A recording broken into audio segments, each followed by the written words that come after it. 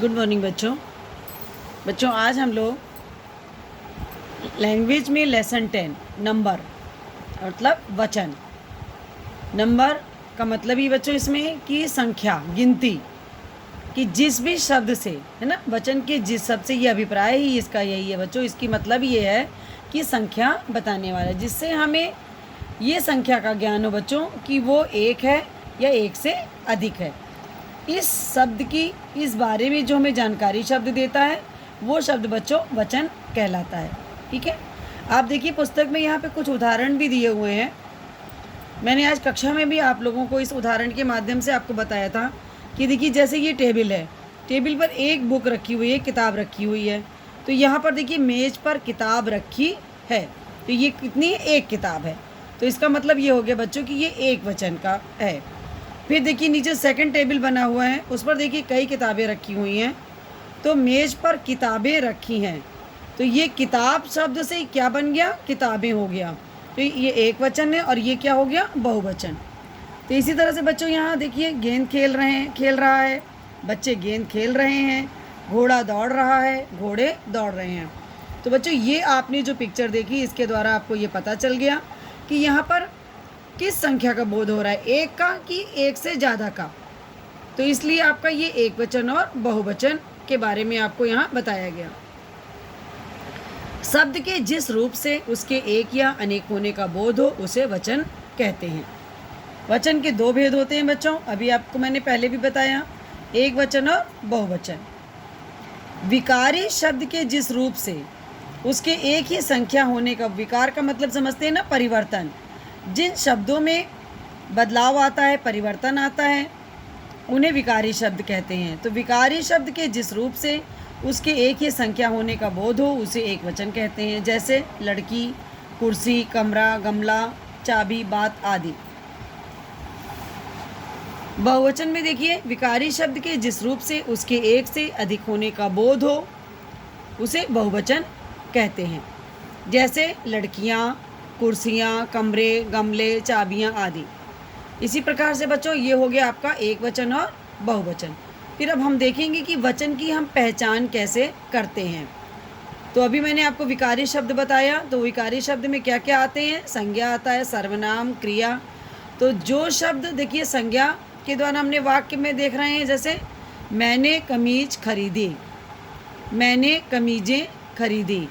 तो कमीज क्या है बच्चों, संज्ञा।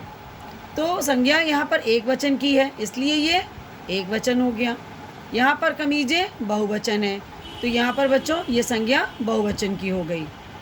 सर्वनाम में देखिए वह पढ़ रहा है, वे पढ़ रहे हैं।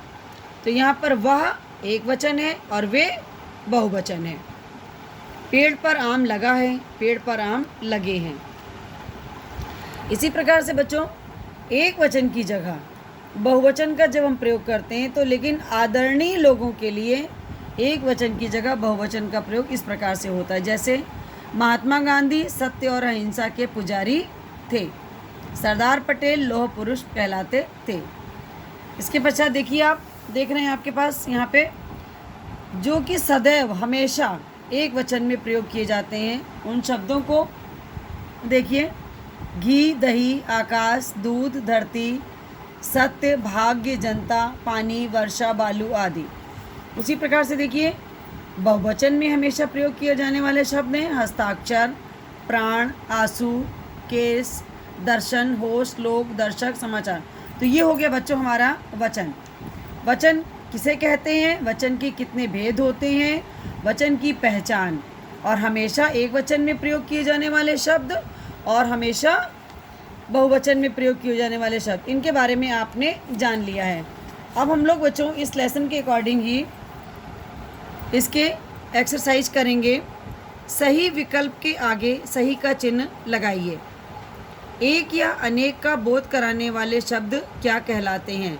तो बच्चों आपके पास 4 ऑप्शन है यहाँ पर, इसमें से राइट ऑप्शन है आपका वचन।